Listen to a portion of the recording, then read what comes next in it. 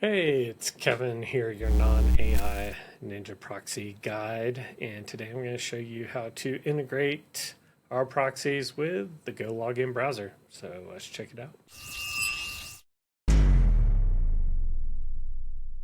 Alrighty, you'll have to have the GoLogin browser installed, which we do, so that's great.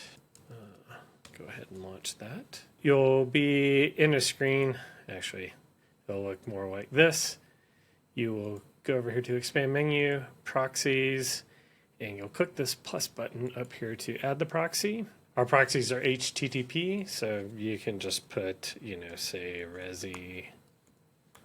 Resi1, however you want to do this. Here is where you'll put in the IP that is in your portal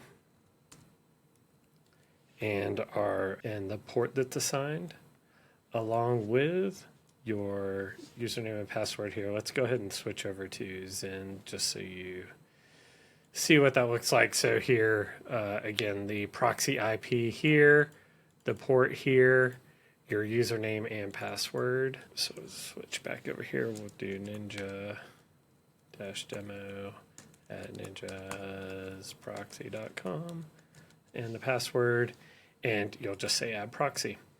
This check is going to fail, obviously, because this is internal IP only. This is just not even real for you to use. So it'll say it doesn't work. And then once you have the proxy set up, when you go over to your profile, you can click settings and you can add the proxy from here, or you can search for your Resi1, and that way it's applied to that profile. That's about as easy as it gets. If you all have any questions, please feel free to email us over at support@ninjasproxy.com, and we'll get you taken care of. Thanks, and have a great day.